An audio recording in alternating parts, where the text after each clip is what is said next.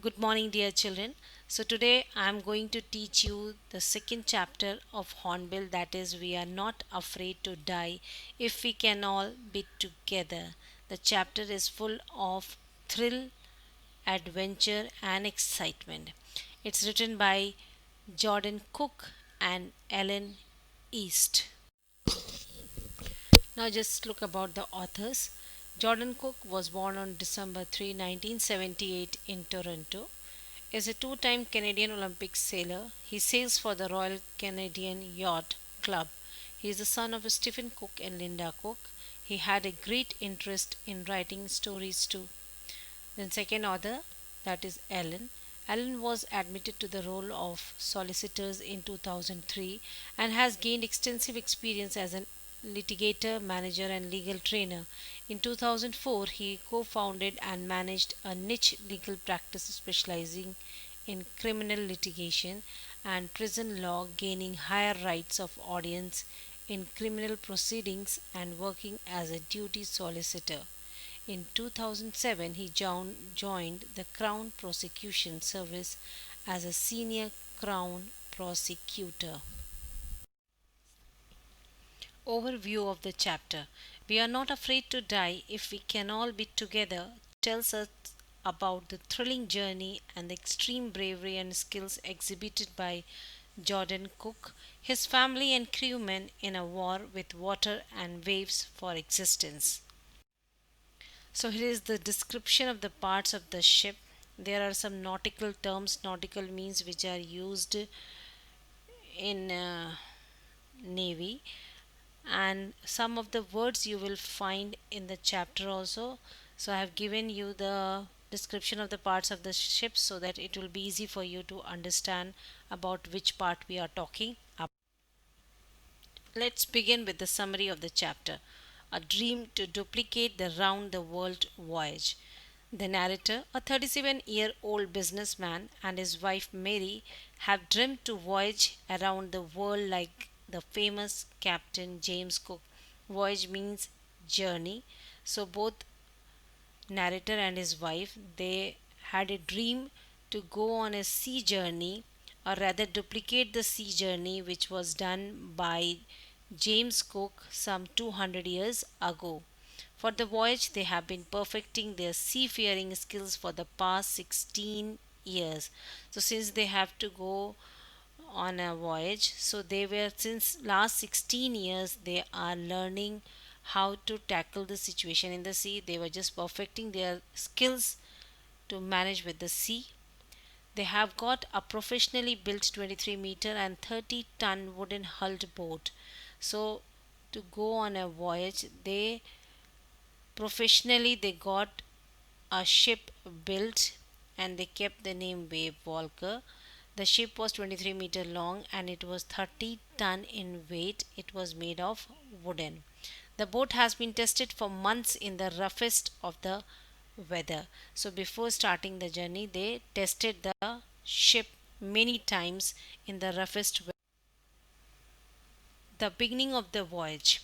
In July 1976, the narrator, together with his wife and two kids, Jonathan, who was 6 years old, and the daughter Suzanne, who was 7 years old, set sail from Plymouth, England. The initial period of 3 year journey, that means the starting 3 years of the journey, was very pleasant. That is from the west coast of Africa to Cape Town, which was around 105,000 kilometers, proved to be quite pleasant. Before heading east, so before they proceeded towards east, he took two crew members with him, whose names were Larry Vigil and Herb Sigler, to help tackle one of the world's roughest seas, the southern Indian Ocean. So that he took crewmen with him, just to tackle the situation. The roughest ocean they are going to face, that is the southern Indian Ocean. The second day they encountered strong winds and alarming waves. So till now the journey was very fine, but the second day what happened? They encountered a very high waves, very alarming waves. The size of the waves was up to 15 meters. You can just imagine. By December 25, they managed to reach 3,500 kilometers east of Cape Town. That means they covered this much of distance. Despite the bad weather, the family celebrated Christmas on the boat. Though the weather was bad, they were facing trouble. Still, they celebrated Christmas with the hope that with the advent of New Year, there will be new beginning. However, the weather worsened with the passing of time. But what there was a new beginning, but the new beginning brought more worse time. A catastrophe, the attack of the huge wave. Catastrophe means the event which brings sudden disaster. At dawn on January 2, the waves were gigantic, that means they were very huge. Unfriendly weather, that means the weather was not supporting them. And gigantic waves compelled the sailors to slow their speed, drop storm jib, and take other precautions. Since the weather was not good, there was the waves in the sea, so the sailors, what they did, they to slow down the speed of the ship, they dropped the storm jib and they took all the necessary precautions which they can take to save the ship. The danger was so obvious that the sailors completed life raft drill, attached lifelines and life jackets. So they were very sure that the danger was that they are going to face a tremendous danger, and they were just to save themselves, they even wore the lifelines, means the lifeboats and the life jackets, and they performed the life raft drill. Suddenly at 6 p.m., a tremendous explosion shook the wave walker and the author was thrown overboard.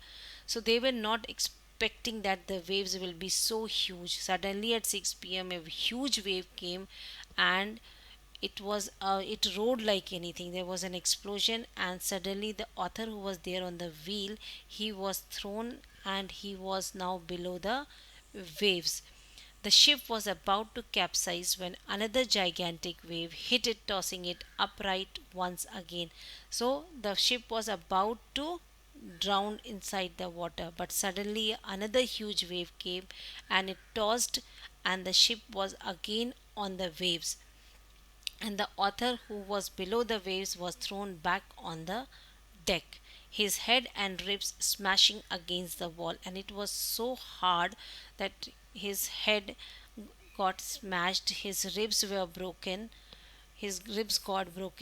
In spite of his injuries, the narrator took charge of the situation. So, in spite of being so hurt, he took the charge, that means the wheels in hand, and started sailing. Somehow he found the wheel, lined up the stem for the next wave. Now again he took the charge of the wheel, and again they were ready for another wave because the weather was terribly. Fight for survival. Realizing that the ship had water in its lower parts, he instructed Mary to take the wheel while Larry and her pumped out the water. So, when narrator saw that there was water in the lower part of the ship, he asked Mary to take the wheel, man, that means to sail the wheel, and while Larry and Herb, he asked them to pump out the water from the ship, because if the water will enter the ship, it will be really dangerous for them. He checks on the children in their cabin. He went and just checked the children whether they are safe or not. Where Sue informs him about a bump on her head, to which he does not pay much attention. So he went there and he asked the children about their well being, where Sue told him that she got a bump because of the tossing of the ship. But he did not pay much attention because he was really worried about the water. And the narrator began waterproofing the gaping holes. So there was holes because of the tossing of the ship, because of the huge waves. There were holes in the ship. So he just began to waterproof those gaping holes, otherwise the water will enter into the ship. Most of the water now deviated to the side, so he was successful in doing that. However, their hand pumps blocked due to the debris. Debris means garbage. So due to the garbage, the pump blocked and stopped working, and the electric pump got short circuited, and the electric pump also stopped working. But it was really fortunate he found a spare electric pump and connected it to an out pipe in order to drain out the water. And it was really fortunate and lucky on his part that he got a spare electric pump and he connected to an out pipe so that he could drain the water. They kept pumping and stirring all night. Day is used for Larry and Herb, so whole night they were working and they were pumping the water out of the ship. Even their mayday calls were not answered. What are mayday calls? They are the signals used to sorry, they are the signals through radios through which they inform about the disastrous situation. So their mayday calls were also not connecting as they were as such. First of all, the weather was very bad. Secondly, it they were in the remote corner of the world.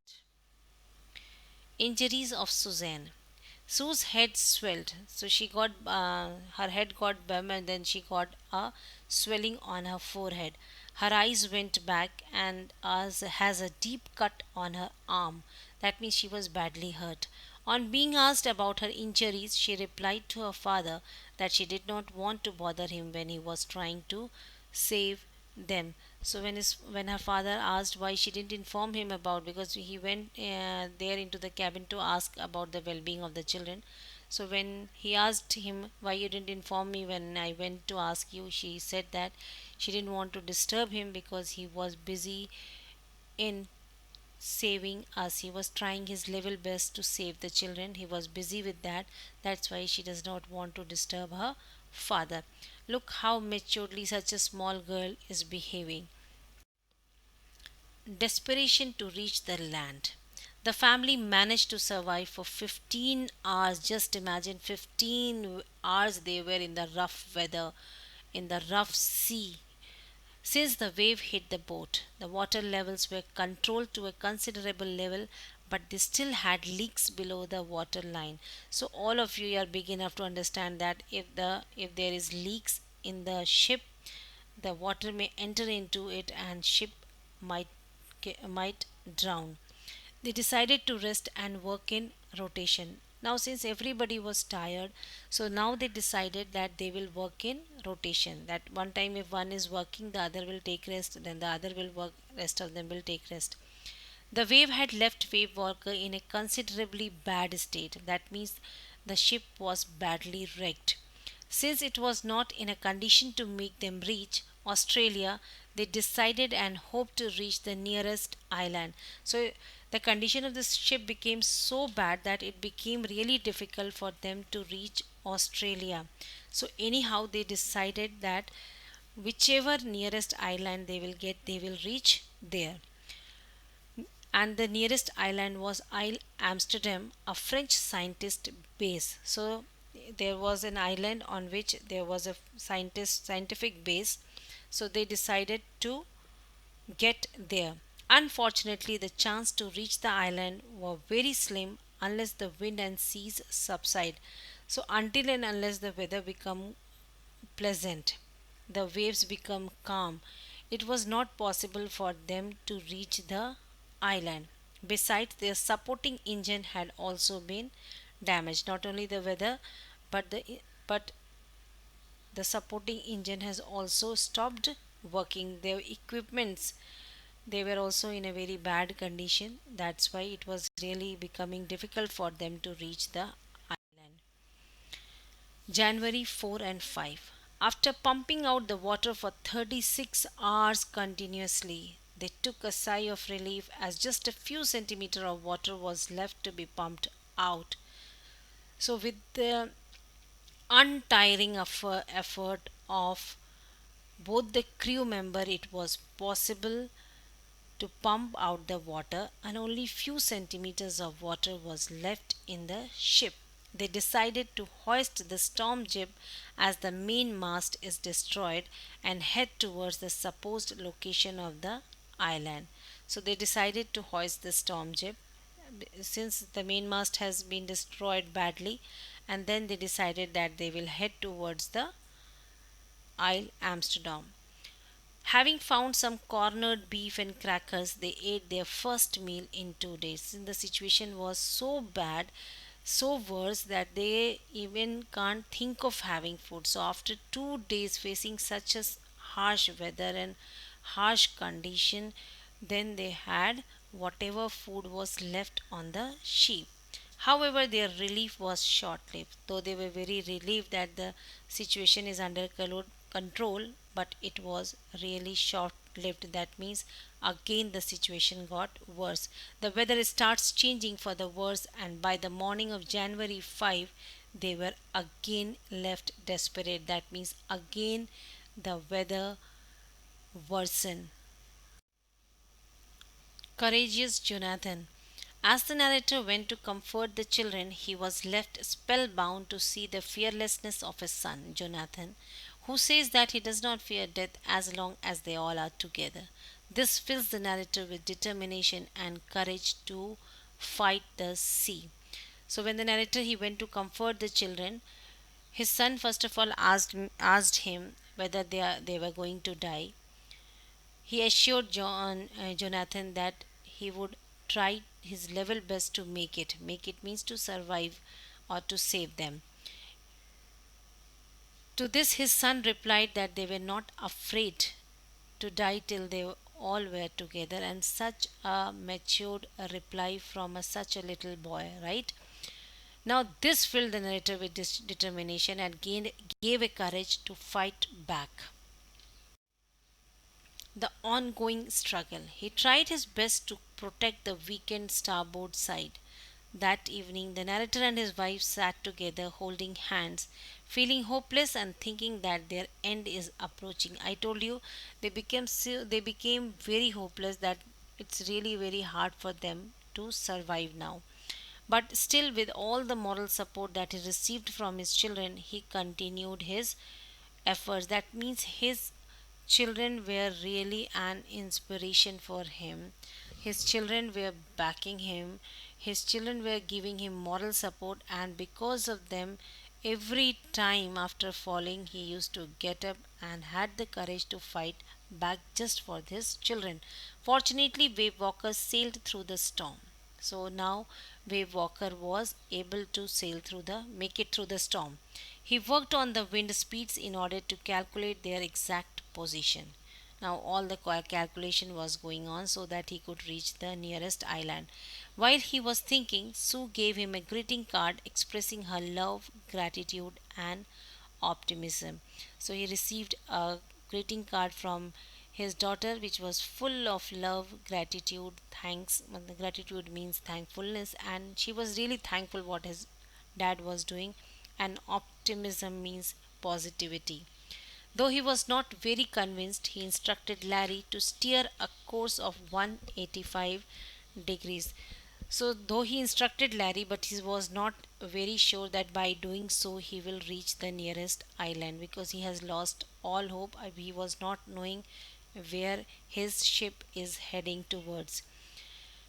That 185 degrees, saying that if they are lucky, they can hope to find the island by the evening. And he said, "Ki now let's leave everything to God. If we are lucky enough, we will reach the island. Otherwise, everything is now in God's hand." He then went to sleep with a heavy heart. So, with a very, very heavy heart, because he was not sure whether they are going to survive, whether they are going to reach the island. With a very heavy heart, he went off this to sleep because they were really tired after working so hard. Ultimate victory. Fortunately, they sailed on and managed to find Isle Amsterdam by evening. So they're very lucky that they finally sailed and managed to reach the island they were looking for. On being informed about this, the narrator's joy knows no bound. The narrator was lying asleep in the cabin. He was unaware that they have found the island. His friend Jonathan, he went there and asked for a big hug from his daddy. When he asked so, he was really surprised. Then he was informed that they have found the island, and Jonathan told him that he was the best captain and the best daddy in the whole world. The island was only a bleak of volcanic rock with little vegetation, but to the narrator it appeared to the most beautiful island in the world. Why it appeared to be the most beautiful island in the world? Because after facing such ordeals, When he reached there on the island, it was a ray of hope for them. That's why, according, though the island was not at all beautiful, it was just a bleak of volcanic rock with very little vegetation. But to him, it appeared, to him and to others, it appeared to be the most beautiful land. Soon they got offshore and struggled to reach the island with the help of its inhabitants. Only 28 members used to live on that island with the and they were really happy to see those people, and with the help of them they finally reached the island. Stepping on the land after such turmoil filled the narrator's thoughts with cheerful and optimistic Larry and Herbie. So his thoughts were full sorry his thoughts filled with the people who helped him during this journey. So he was cheerful and optimistic Larry and Herbie in every worst situation. In any of the adverse situation, Larry and Herbie were very very cheerful and optimistic. Don't forget, for the 36 hours they kept on pumping the water from the ship.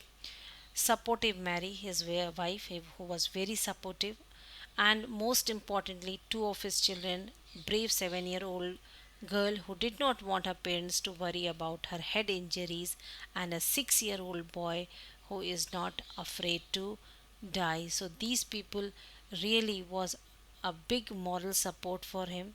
Due to them only he was able to survive such a harsh weather, such a harsh condition of the ship, and came out as a winner, as a hero. So I hope you have understood the chapter. If any doubt, you can ask me. Feel free to ask me. And no point in giving you people any homework or something like that, because hardly one or two of you do. So it's better, please go through the chapter and go through the video and try to find out the question answers. If any doubt, please feel free to ask. Till then, have a great day. Bye bye.